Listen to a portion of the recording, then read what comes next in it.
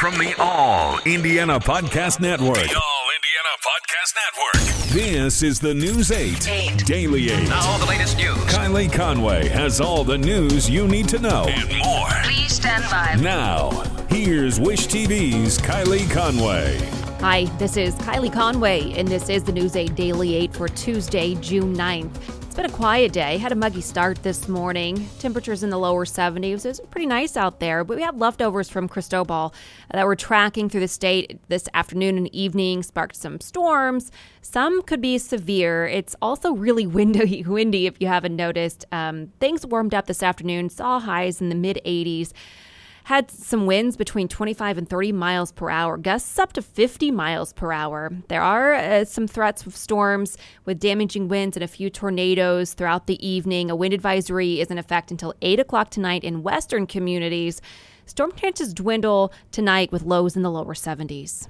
George Floyd, the black man whose death has inspired a worldwide reckoning over racial injustice, will be buried today in Houston. He was carried home in a horse-drawn carriage. His funeral service today featured remarks by former Vice President Joe Biden, Representative Al Green of Texas, Representative Sheila Jackson Lee of Texas, and Houston Mayor Sylvester Turner. Also, the Reverend Al Sharpton delivered the eulogy.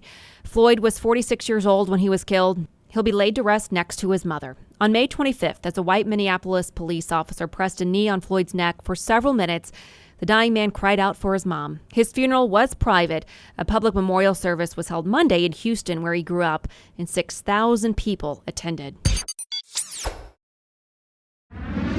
Racism is a public health crisis in Indianapolis. That's the declaration from the City-County Council.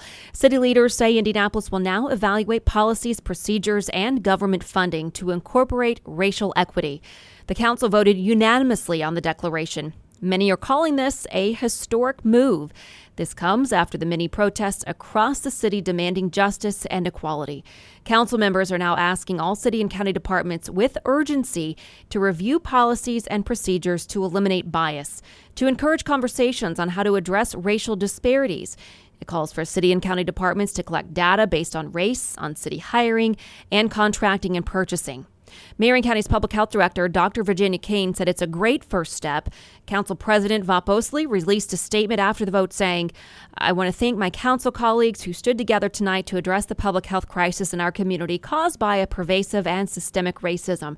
Our city is calling for frank, meaningful dialogue and action on the impact of systemic racism on Black lives, and tonight was another important step forward in answering that call." After the vote, there was discussion of expanding the language in the resolution to include not only issues faced by the Black community, but other minority communities in Marion County as well. You can read the full declaration right now on our website. Another round of funding opened today in Indianapolis for minority small business owners. The Local Initiative Support Corporation, or LISC, launched recovery grants for minority, immigrant, and women-owned businesses in May. LISC says in the first round, 25 businesses received a $5,000 grant. Applications opened at noon today for the next round and closed Saturday, or until 1,000 applications are received.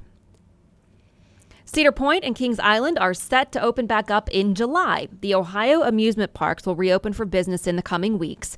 Kings Island will open to season pass holders on July 2nd. Daily ticket holders can enter the park on July 2nd as well. Cedar Point season gold and platinum pass holders can head to the park beginning July 9th.